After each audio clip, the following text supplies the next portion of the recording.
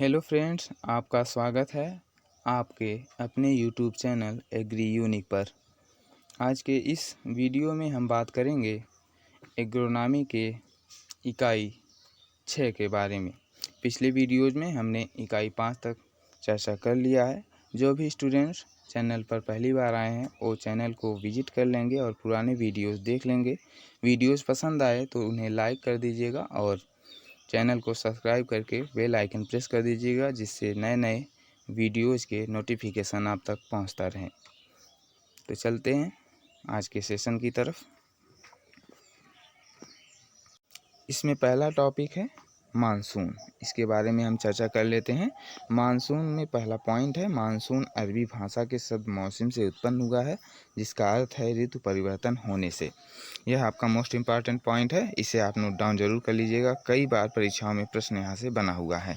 Next है आपका, monsoon को अक्सर हिंद महासागर में, विशेष रूप से अरब सागर में हवाओं के मौसमी उलटफेर के लिए संदर्भित किया जाता है। नेक्स्ट पॉइंट चर्चा कर लेंगे। नेक्स्ट पॉइंट है आपका, भारत उत्तर पूर्व व्यापारिक पवन ट्रेड वाइंड क्षेत्र में स्थित है और ये व्यापारिक हवाएं पूरे वर्ष चलती रहती हैं। नेक्स्ट पॉइंट आपका मोस्ट इम्पॉर्टेंट है, इसमें है देश में वर्षा की कुल मात्रा 1194 मिलीमीटर है। तो देश में कुल कितनी वर्षा होती है? तो 1194 पूरे वर्ष में होती है मिलीमीटर। नेक्स्ट देखेंगे। नेक्स्ट पॉइंट है, भारत में कुल वर्षा जनित जल की मात्रा कितनी है? तो 400 मिलियन हेक्टेयर मीटर है। नेक्स्ट पॉइंट है आपका, 1 हेक्टेयर मीटर बराबर 1 करोड़ या 10 के घाते 7 लीटर जल की मात्रा होती है। 1 हेक्टेयर में मीटर में कितना जल होता है? तो 1 करोड़ लीटर जल होता है। नेक्स्ट पॉइंट है, 400 मिलियन हेक्टेयर मीटर बराबर 10 के घाते 15 लाख लीटर जल की मात्रा होती है। आपका यहाँ से क्वेश्चन जो है कई बार बना हुआ है कि 1 हेक्टेयर मीटर में कितने लीटर जल होती है। ये तो आपका यहाँ पर दिया हुआ है, लेकिन यहाँ पर पूछा जो गया है तो 1 हेक्टेयर सेंटीमीटर में पूछा गया है कि कितना जल होता है। तो 1 लाख लीटर जो है जल होता है। नेक्स्ट पॉइंट की चर्चा करेंगे। तो देश में औसत बारिश की दिन जो होती है 130 दिन प्रतिवर्ष में होती है।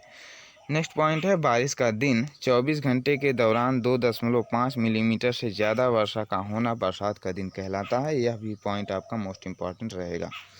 नेक्स्ट पॉइंट चर्चा करेंगे। तो नेक्स्ट है आपका दक्षिण पश्चिमी मानसून। दक्षिण पश्चिमी मानसून में पहला पॉइंट दिया गया है, यह मानसून हर साल 1 जून के आसपास दक्षिण भारत तक पहुंचता है और मध्य जुलाई तक पूरे भारत को वर्षा की चपेट में ले आता है। यह 1 जून के आसपास कहाँ पहुँचता है? केरल के तट पर, यानी यहाँ पर सबसे पहले जो है मौसमी वर्षा होती है। यह भी कभी कभी प्रश्न बना हुआ है, किसी परीक्षा में पूछा हुआ है, तो इसे भी आप नोट डाउन कर लीजिएगा। नेक्स्ट पॉइंट है आपका, इस मानसून के वापसी सबसे पहले 1 सितंबर से पश्चिमी राजस्थान से शुरू होता है तथा 15 अक्टूबर तक पूरे देश से वापस हो जाता है। नेक्स्ट पॉइंट की चर्चा करेंगे। तो यह 30 किलोमीटर प्रति घंटे की गति से आगे बढ़ता है। अगला पॉइंट है, इसे भारत में वर्षा की महान अवधि या गर्मियों का मानसून भी कहा जाता है। नेक्स्ट पॉइंट है, यह भारत में कुल वर्षा का लगभग 75% योगदान करता है। नेक्स्ट पॉइंट की चर्चा कर लेंगे। तो यह मानसून देश के लगभग सभी राज्यों में अच्छी वर्षा कराता है, केवल तमिलनाडु एवं जम्मू कश्मीर को छोड़ करके। ठीक है, तो यह मानसून जो होता है आपका दक्षिणी पश्चिमी मानसून, यह जो है पूरे भारत में वर्षा कराता है, केवल तमिलनाडु एवं जम्मू कश्मीर को छोड़ करके, और कुल वर्षा का लगभग 75% योगदान करता है। नेक्स्ट पॉइंट है, दक्षिण पश्चिम मानसून से सबसे कम वर्षा तमिलनाडु राज्य में होती है, क्योंकि वहां अधिकांश वर्षा उत्तर पूर्व मानसून से सर्दियों के दौरान प्राप्त होती है। नेक्स्ट पॉइंट की चर्चा करेंगे। तो जम्मू कश्मीर में दक्षिणी पश्चिमी मानसून से कुल वर्षा की लगभग 35 से 50% वर्षा होती है और शेष वर्षा दिसंबर से अप्रैल के दौरान पश्चिमी विक्षोभ से होती है। नेक्स्ट टॉपिक है आपका दक्षिणी पश्चिमी मानसून की 2 शाखाएं हैं। तो कौन कौन सी शाखाएं, इस शाखाओं की चर्चा कर लेंगे हम। पहला है अरब सागरीय शाखा। इसमें यह दक्षिणी पश्चिमी मानसून की कुल वर्षा में लगभग 80% योगदान देती है। यह उत्तर की ओर चलती है, यानी दिल्ली की तरफ जो है चलती है। नेक्स्ट है आपका बंगाल की खाड़ी शाखा। बंगाल की खाड़ी शाखा के बारे में चर्चा करेंगे। तो पहला पॉइंट दिया है दक्षिणी पश्चिमी मानसून की कुल वर्षा में लगभग 20% योगदान करती है और यह शाखा असम की ओर जाती है। नेक्स्ट टॉपिक आपका दिया हुआ है उत्तर पूर्व मानसून।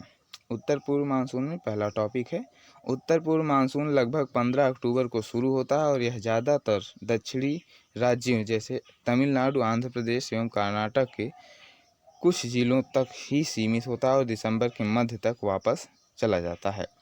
नेक्स्ट पॉइंट है उत्तर पूर्व मानसून से तमिलनाडु के बाद आंध्र प्रदेश में सबसे अधिक वर्षा होती है।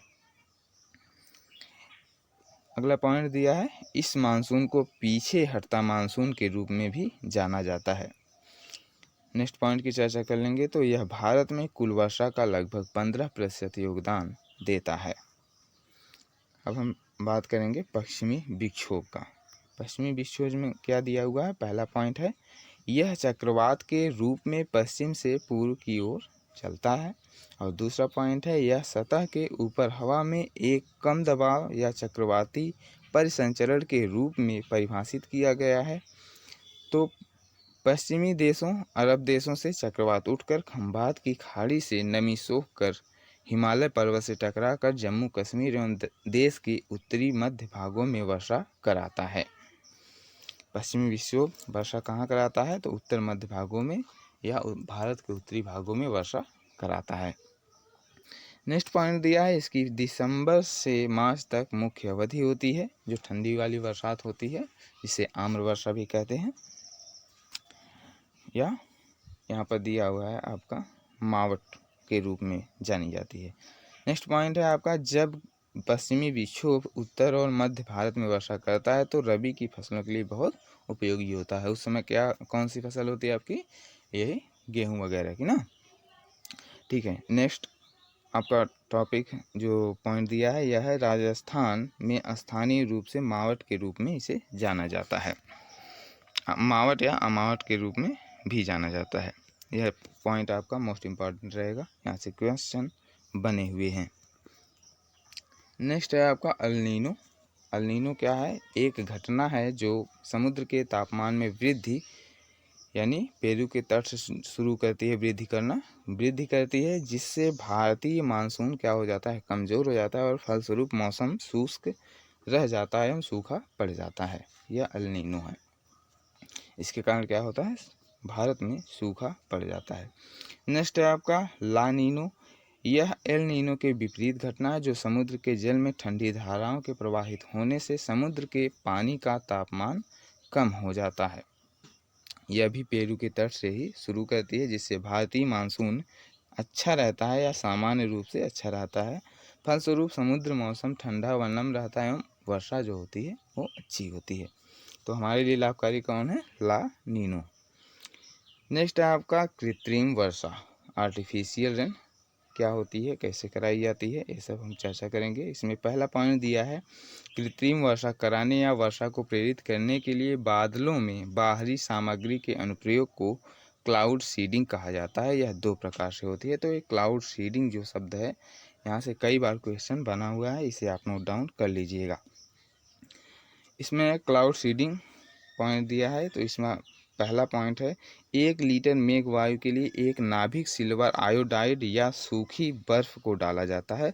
तो यह भी प्रश्न बना हुआ कि जो क्लाउड सीडिंग की जाती है तो उसमें क्या क्या उपयोग किया जाता है। तो सिल्वर आयोडाइड या सूखी बर्फ प्रयोग की जाती है, इसे आप नोट डाउन कर लीजिएगा।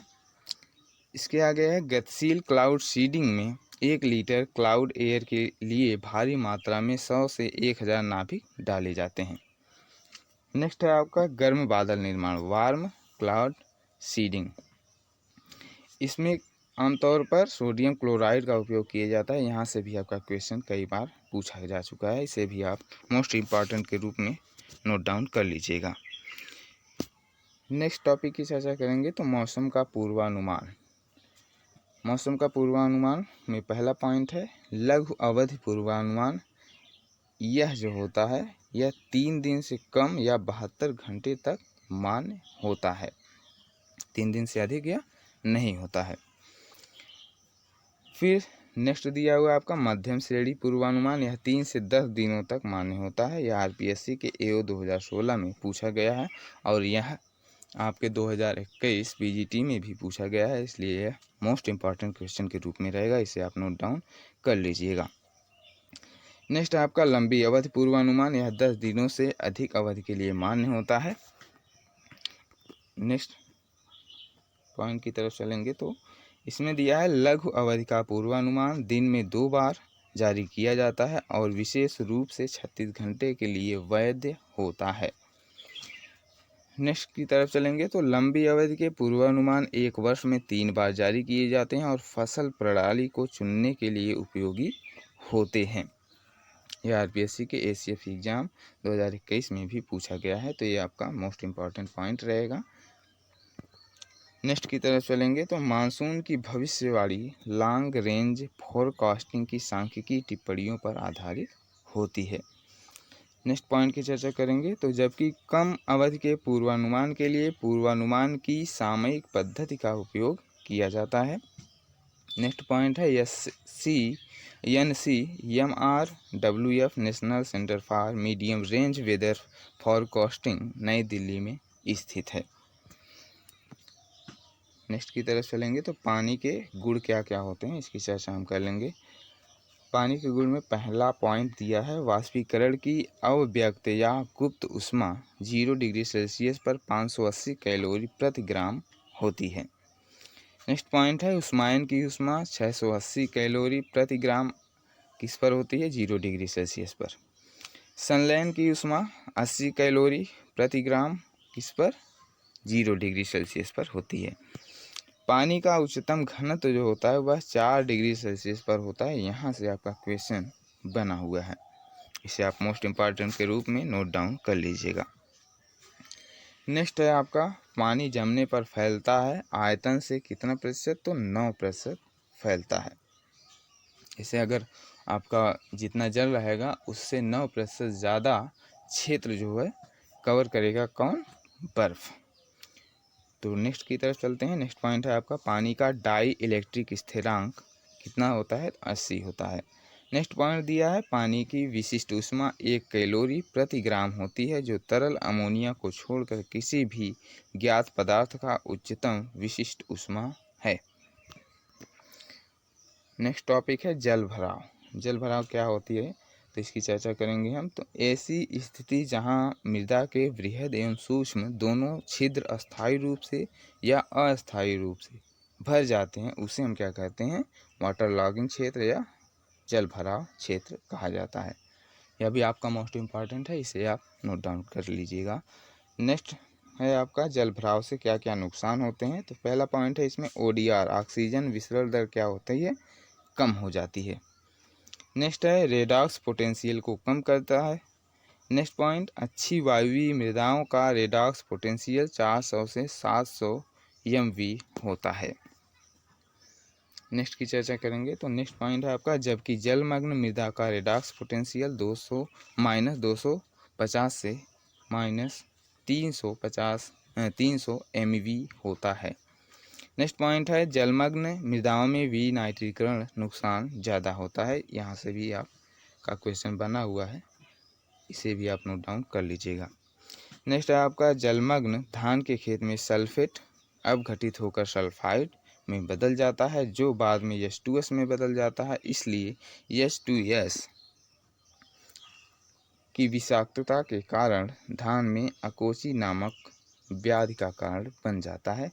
यह पूरा टॉपिक आपका मोस्ट इम्पॉर्टेंट है, ये पॉइंट आप नोट डाउन जरूर कर लीजिएगा। चलते हैं नेक्स्ट टॉपिक की तरफ। सिंचाई शेड्यूलिंग के दृष्टिकोण क्या क्या हैं, तो उत्सर्जन अनुपात दृष्टिकोण इसमें पहला दिया हुआ है। इसका पहला पॉइंट शुष्क पदार्थ की इकाई मात्रा का उत्पादन करने के लिए एक फसल द्वारा उत्सर्जन में चाही गई पानी की मात्रा उत्सर्जन अनुपात कहलाती है। ये इसकी परिभाषा हो गई। और इसे निरपेक्ष दृष्टिकोण के रूप में भी जाना जाता है। ठीक, चलेंगे नेक्स्ट की तरफ। तो नेक्स्ट है आपका मृदा नमी में कमी दृष्टिकोण। यह कैसा दृष्टिकोण है? तो मक्का और गेहूं के लिए उपलब्ध मिट्टी की नमी में 25% कमी होने पर सिंचाई करनी चाहिए। सूखा प्रतिरोधी फसलों के लिए उपलब्ध मिट्टी की नमी में 50% की कमी पर सिंचाई करनी चाहिए। तीसरा है आपका जलवायवीय दृष्टिकोण या IWCPE दृष्टिकोण के हिसाब से क्या करना चाहिए? तो इसमें है यह मिट्टी की नमी सूचकांक दृष्टिकोण के रूप में जाना जाता है।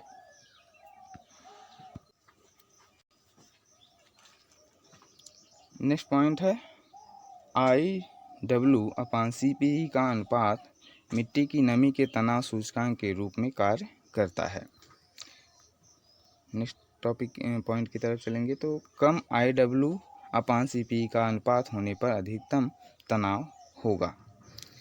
नेक्स्ट पॉइंट, यह वैज्ञानिक दृष्टिकोण है लेकिन व्यवहारिक उपयोगिता में नहीं आता है। नेक्स्ट आपका चौथा दिया हुआ है क्रांतिक अवस्था दृष्टिकोण। इसके हिसाब से जो है हमारी फसलों की सिंचाई में बहुत उपयोगी होता है यह दृष्टिकोण। इसी के हिसाब से जो आपकी काफ़ी फसलें सिंचाई दी जाती हैं।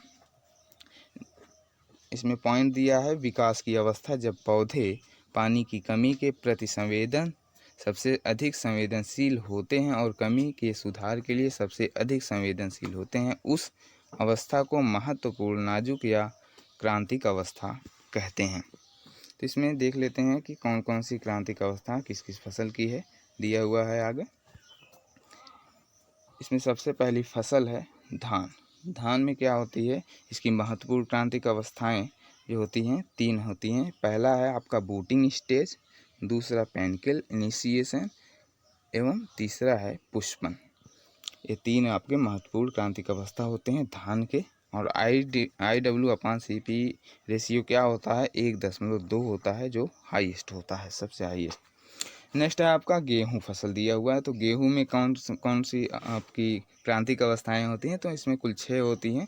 तो पहला है आपका CRI अवस्था। अगर आपके पास सिर्फ और सिर्फ एक सिंचाई की व्यवस्था है तो आप CRI अवस्था पर ही सिंचाई करेंगे।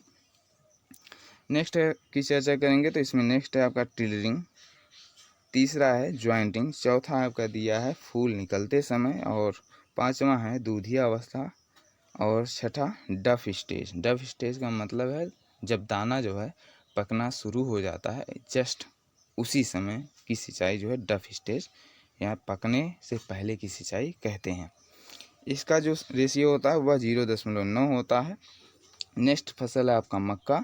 इसमें टेसलिंग और सिल्किंग अवस्था, यानी जब बालियाँ और जीरे, भुट्टे और जीरे जब निकलना स्टार्ट होते हैं, जस्ट वही समय होता है इसकी सिंचाई की क्रांतिक अवस्था। 0.9 इसका भी IWCPE रेशियो है। नेक्स्ट फसल है आपका कपास। कपास में है फूल आते समय और बाल बनते समय, यह क्रांतिक अवस्था है। इस समय पानी की किसी भी प्रकार की कोई कमी नहीं होनी चाहिए, इससे फसल आपका काफ़ी कुछ नुकसान हो सकता है, काफ़ी कमी उत्पादन में आ सकती है। इसका IWCPE रेशियो है 0.7। नेक्स्ट है आपका फसल चना। चना में फूल आने से पहले या फली बनते समय, यह 2 स्टेज जो है इसके लिए क्रांतिक अवस्था है। इसमें रेशियो है 0.6। नेक्स्ट है आपका मूंगफली। मूंगफली फसल में फूल आते समय, सुइयां बनते समय या पेगिंग करते समय और फली भरते समय, 3 अवस्थाएं इसकी महत्वपूर्ण क्रांतिक अवस्थाओं के रूप में जाना जाता है। इसका रेशियो है 0.6। नेक्स्ट है आपका अरहर। अरहर फसल में फूल आने से पहले और फली बनते समय 2 क्रांतिक अवस्थाएं होती हैं सिंचाई की। इसमें दिया है रेशियो 0.6 का। और कुसुम है नेक्स्ट फसल आपका फूल आते समय। फूल आते समय इसमें सिंचाई करनी चाहिए। कुसुम में केवल एक क्रांतिक अवस्था है, इस समय पानी की कमी नहीं होनी चाहिए। और 0.4 इसका CPE रेशियो है, यह सबसे कम होता है, इसे आप याद रखिएगा। चलते हैं नेक्स्ट टॉपिक की तरफ। नेक्स्ट टॉपिक है प्रमुख फसलों की प्रतिशत सिंचाई क्षेत्र सिंचित क्षेत्र एवं पानी की आवश्यकता। इसमें फसल पहला दिया हुआ है गन्ना। गन्ना में सिंचित क्षेत्र कितना है तो 93% जितना गन्ना बोया जाता है उसका 93% सिंचित क्षेत्र में बोया जाता है और इसकी जलमार्ग जो होती है 1500 से 2500 जलमार्ग होती है मिलीमीटर में। नेक्स्ट है आपका फसल गेहूँ। इसका 85% सिंचित क्षेत्र होता है और 650 से 800 मिलीमीटर जलमार्ग होती है। यहाँ से कई बार क्वेश्चन आपके बने हुए हैं, तो इस सबको आप हर एक फसलों का जलमार्ग और सिंचाई क्षेत्र तो उतना नहीं पूछा जाता है, लेकिन जलमार्ग इसका महत्वपूर्ण है, इसे आप नोट डाउन कर लीजिएगा। नेक्स्ट है धान। धान का है 50% सिंचित क्षेत्र और जलमार्ग है 1500 मिलीमीटर। नेक्स्ट है आपका तिलहन फसलें। तिलहन फसलों में 25% सिंचित क्षेत्र आता है और 500 से 700 मिलीमीटर जल की आवश्यकता इसे होती है। नेक्स्ट आपका दलहन। दलहन का 10% सिंचित क्षेत्र है और जलमार्ग है 450 से 700, 450 से 700 मिलीमीटर इसकी जलमार्ग है। चलेंगे नेक्स्ट टॉपिक की तरफ। तो सिंचाई जल का मापन। सिंचाई जल के मापन में 1 क्यूसेक बराबर, पहला पॉइंट है 1 क्यूसेक बराबर कितना होता है 28.3 लीटर होता है। नेक्स्ट है आपका 1 क्यूमेक। 1 क्यूमेक बराबर होता है 1000 लीटर या 10⁻³ लीटर होता है। नेक्स्ट आपका 1 हेक्टेयर मिलीमीटर, तो इसमें 10,000 लीटर या 10⁻⁴ लीटर होता है। नेक्स्ट है 1 हेक्टेयर सेंटीमीटर, जिसकी चर्चा अभी हमने किया है पीछे। इसमें है 1 लाख लीटर या 10⁻5 लीटर पानी होता है। नेक्स्ट है आपका 1 हेक्टेयर मीटर में कितना पानी होता है तो 1 करोड़ लीटर या 10⁻7 लीटर या 10,000 मीटर स्क्वायर लीटर आपका पानी होता है। यह आरपीएससी के ARO 2016 के एग्ज़ाम में भी पूछा गया है। ये जितने पॉइंट दिए हैं यहाँ पे सबके सब मोस्ट इम्पॉर्टेंट है, इसे आप यहाँ स्क्रीनशॉट ले लीजिए या फिर नोट डाउन कर लीजिएगा। चलेंगे नेक्स्ट टॉपिक की तरफ। नेक्स्ट टॉपिक है पानी की ऊंचाई का मापन कैसे किया जाता है। तो इसमें पहला पॉइंट दिया है एक वायुमंडलीय भार बराबर 1036 सेंटीमीटर पानी। नेक्स्ट है आपका एक बार बराबर 1023 सेंटीमीटर पानी। ये आपके ऊंचाइयों का मापन इस प्रकार से किया जाता है। नेक्स्ट टॉपिक है रूपांतरण की इकाइयाँ। रूपांतरण कैसे किया जाता है तो 1 एकड़ को अगर हम रूपांतरित करें हेक्टेयर में तो 0.405 हेक्टेयर होता है। चलेंगे नेक्स्ट पॉइंट की तरफ। तो 1 हेक्टेयर बराबर कितना एकड़ होता है 2.47 एकड़ 1 हेक्टेयर बराबर होता है। नेक्स्ट दिया है आपका टॉपिक, इसकी चर्चा करेंगे। तो जुताई 3 प्रकार से वर्गीकृत है। यह किसके अनुसार है तो CRIDA हैदराबाद 1985 के अनुसार किया गया है। इसमें पहला जुताई का प्रकार जो दिया है यह पहला है उथली। उथली जुताई कितनी होती है तो 5 से 6 सेंटीमीटर की गहराई में होती है। नेक्स्ट है आपका मध्यम। मध्यम की गहराई कितनी होती है 15 से 20 सेंटीमीटर की गहराई पर इसकी जुताई की जाती है। नेक्स्ट है आपका गहरी।